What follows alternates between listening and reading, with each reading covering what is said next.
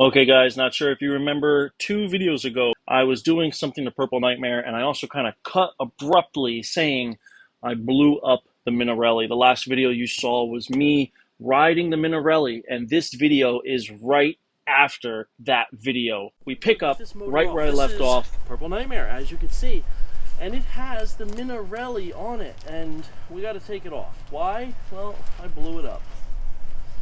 I blew it up and it was bad. Nope, totally joking. The reason I gotta take this off is this whole intake was just temporary. So, Hi. hi. Can you get out of the way of the camera? Can you stand over here for Daddy? Yeah. And I knew I was gonna be going to the other setup. The thing is I wasn't supposed to be getting the parts for the intake, and they came way early, so that was a huge surprise for me. So, since I have to moto seal it on because it's just the right way to do it, I want to take it inside to do it because I just don't want to do it outside. Also, there's something else I want to put on here that I have upstairs, but I need the motor in front of me to do it safely. I don't really need to, but I'd rather have it in front of me to do it safely. So I'll explain more about that when we get inside and actually talk about the Minarelli. So that's why we're taking this off. I just want to do the motor seal properly inside and let it cure up right.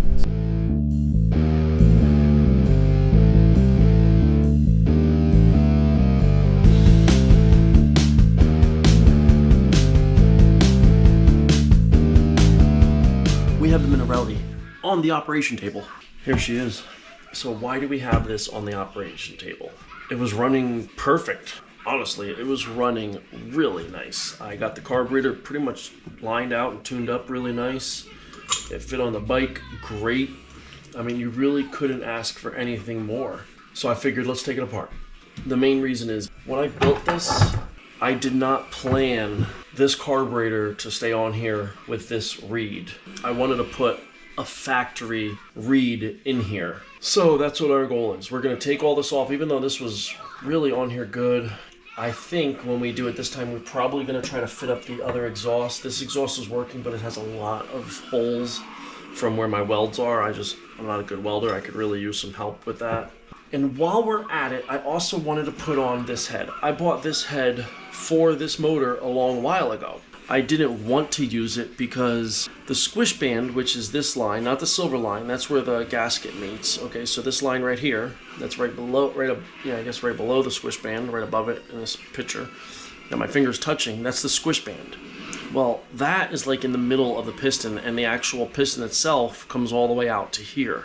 So the only way I could get this to work with this motor and feel comfortable with it being a proper squish band is by making the squish band proper.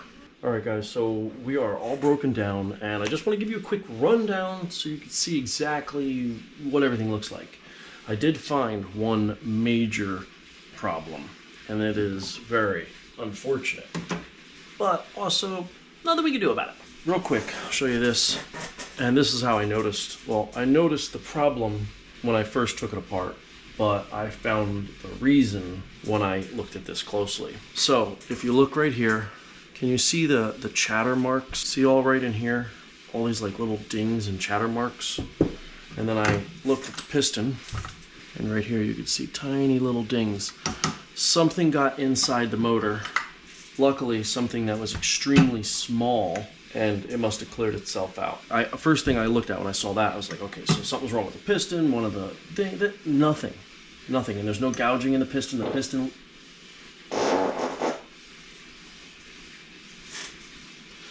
gotta get the exterminator here. These barking spiders are getting nuts. It's gotta be the time of the year. Anyway, so, I checked over the piston real close. There was no markings on that, thank goodness. I'm going to guess it came in through the exhaust with my amazing welding job, a piece of slag or an extra piece of wire that maybe fell down into the pipe when I was cleaning it all out, and I didn't get it all out and flush it out properly. I mean, that's my guess. Whatever it is, it's gone now. But look at the plug. So you can see we have a beautiful chocolate color.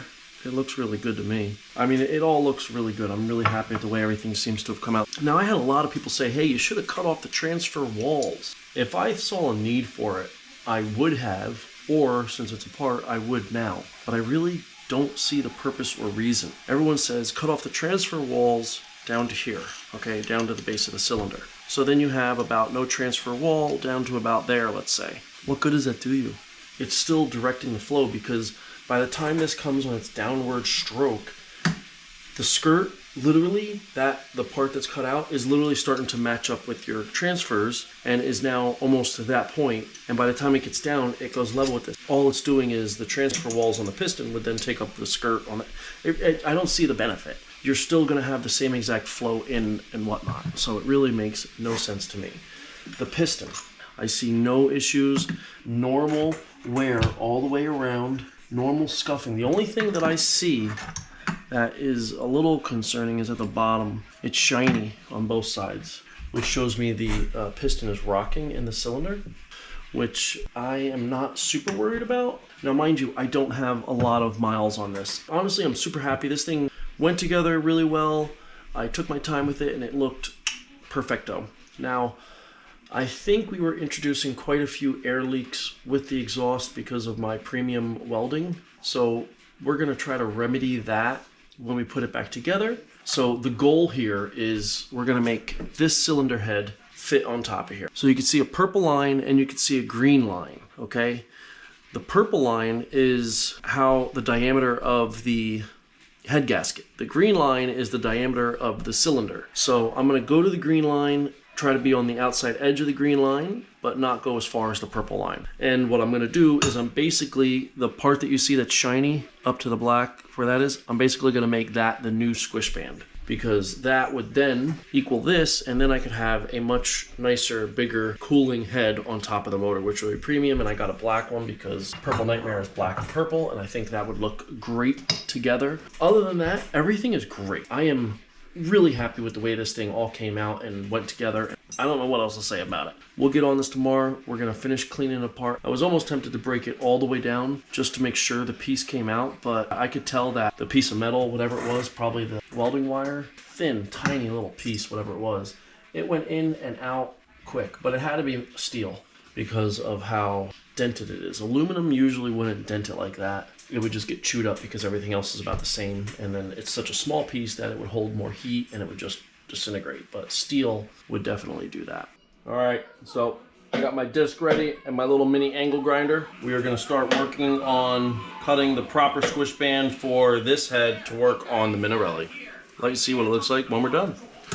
Should look pretty okay. Hopefully, we'll see. I'm not very good at this. Don't tell no one.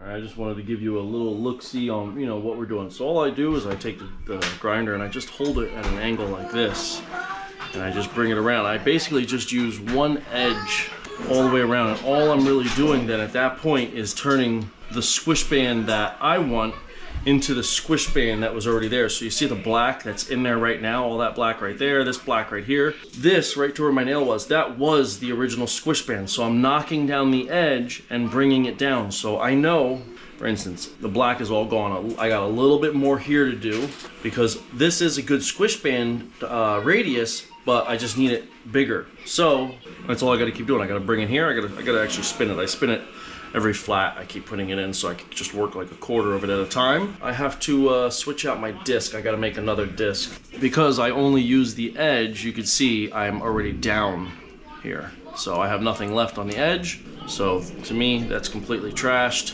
I have all the other discs cut out. I should have cut 2 60s out because I use that one the most. So I still have more to do.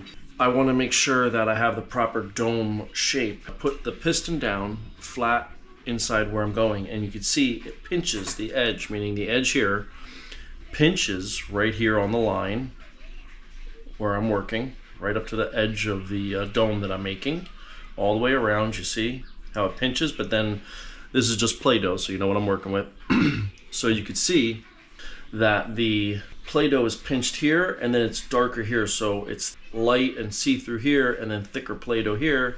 That means it's lower in this spot than it is right here. So that means where the dome of the piston is, in this part here, the Play-Doh is sticking off much higher, and here it's touching the head. So that means I have to take down the edge that I made more.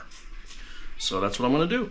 I gotta go in there and take it down more, but all I did so far was take it to 60 grit. And now next is gonna be 80 grit to help smooth out the big marks and any weird fluctuations I might have in it. After that, we will see. I don't know if I'll go right to 180 or I'll stick at 220 or 120 or what I'll do. So we'll have to see what happens with that. But as of now, I'm extremely happy with the way this is going.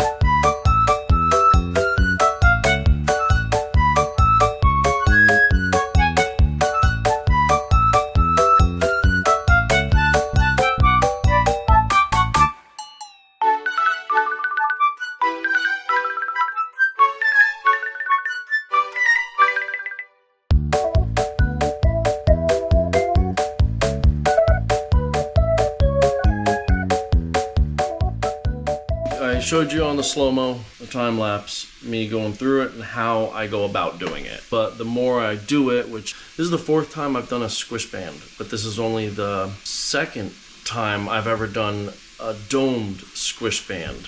And this one, I mean, it came out great.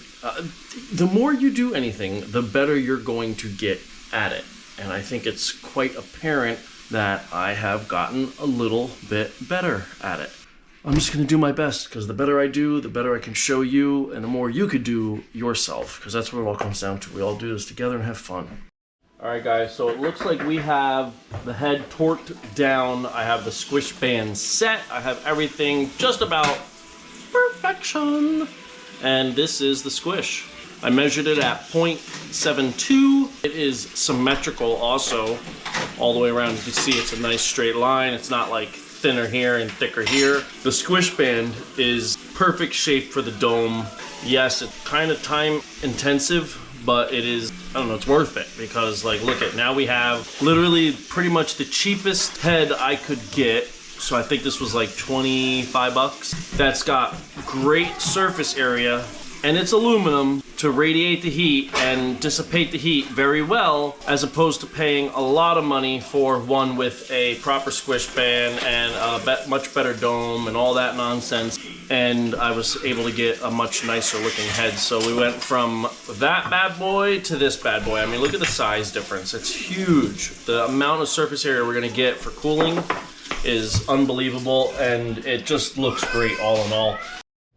Alright, so this is where we are at. Let me show you. So we are going with the PZ19 style block off plate for the new reed cage. Easy direct bolt up. They sell these for all different things. You can get them at like Small Performance, I'm pretty sure RDM.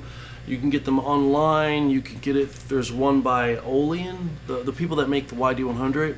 They have one that's really nice. New block off plate, CNC, everything really sharp looking. I think it was like 50 bucks on eBay. I think you get these for 30 bucks on Smolic or somewhere around that. I didn't do that. I spent 9 bucks, shipped to the house. To me, it was just a better deal, and it does the same exact thing. In fact, it looks exactly the same as the ones you get over there. So we're gonna put this on with the PZ19 block off plate, which will get our carburetor on an angle, hopefully. And then I have the other attachment. So this is the other manifold that is gonna bolt to this to let me use the OKO carb. So I still gotta get this mounted to it, but that will do one of them jobbers. So it will bring it away from the, the motor will be here, and then it just automatically leans it away from the tube. Hopefully it's enough. We'll see. I make no promises. Nonetheless, I will make it work, and I'm very happy with the way it's turning out so far. Next step is just gluing it together. I just wanted to give you a close-up. So the exhaust side was the most dominant side with the issues from when I got this from LA Hover with when he had the cold seizures. You could see here where the one that I couldn't get completely out. Now, you could see it, but you don't really feel it. I'm not having any of those issues. Now, I have every single time warmed this up completely before I got on it. I also do not have a pipe on it yet, so I don't have that extra RPM or burst of power and force on the engine. I think warming it up well is a huge thing and matters a lot. I am not getting any more scoring in the areas where I put my golf ball dimples. So I'm not saying that it's working, I'm saying it's not hurting it. And I'm also saying it's not getting any worse. So far, to me, they seem like they're doing a good job. The only thing I have any concerns with or could even worry about is the wrist pin. Now, I don't think it's any different than before. And we don't, where the journals are, there's no issues there. You can see there's a line going all the way around. There and there. All the way around, equal. So equal amount on this side, equal amount on this side of the two ridges. I don't know what that could be. The only thing that matches up to that a little bit, these little nods right here, I don't know what they are, these things, these little bumps, the inside edge matches up with those lines. It was like that when I got it. So I don't know if that's the way it's wearing out, or what I'm kind of leaning towards is that's in there from the factory to keep the bearing centered. I don't know if you guys have ever had the issue, but I have on other motors where, you know, it will be in the motor, let's say. So you have the piston on and this is in, but because of the piston, there's a gap. So if you look, can you guys see that? See that? See how there's significant more space between the wrist pin journals than there is the connecting rod. In other words, the bearing could move between these two back and forth. And I've had that problem before where it favors one side or the other. You know, it would be more on one side and wear that away because there's a gap there, because it's not a tight fit. That's why I really like some of the YD100 pistons that come with those little special spacers. Now this doesn't have that. This also doesn't have flat journals. These are at like an angle, which I've also never had a problem or seen before.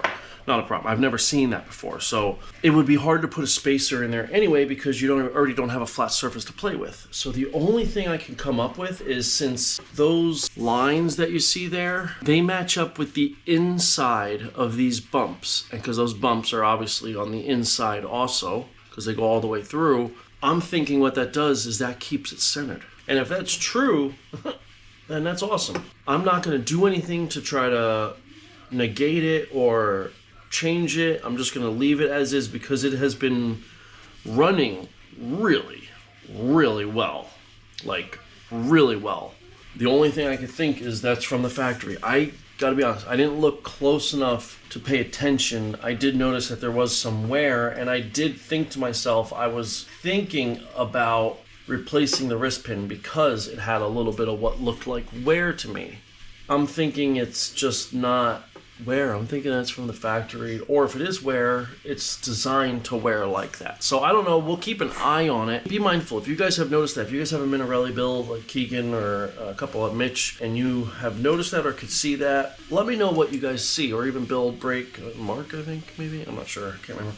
Anyway, anyone that has a Minarelli, if you notice that, or if you've never noticed it and then you go to open yours up, or you have one you can look at, or if someone has a brand new one that they could look at to see if there is something that they could feel with their nail. Hit me up in the comments because I'm very curious about this. I don't think it's damaging. I don't think it's harmful. I think it's purposeful. I'm really excited to have the new reed cage. Not that the other setup didn't work, but it just wasn't ideal in my eyes. Although it did seal perfectly and work really well. Like you guys saw, we ran really good, but I'm very curious to see how much different the motor is going to react with a much smaller intake runner. You know, the Tweaker's old handlebars, not there, and having everything right up to each other. I wonder if we're going to have issue in drop-in power, because now we're not going to have a colder charge of air. Having the carburetor that far away and having to go through all that, it keeps the air cooler. Now that it's going to be pretty much bolted right up to the motor, I mean, it will have a rubber isolator going through. It will have the rubber isolator, so there is that, but still, it's going to be much closer and have a chance for heat soak. So, I don't know. There's a lot of variables and there's a lot of questions that still need to be answered, and I am very excited to learn what they will be. Hope you guys stick it out with me as we do this together, because we'll see. Once I get this on the bike, I can hopefully start working on this. This is the pipe that I am planning on putting on this motor. But stay tuned, because the next step is putting this all on the bike, and there's going to be quite a bit of work to do to get this on the bike because it bolts right up, except for literally everything else that bolts to that. So we'll see where we go.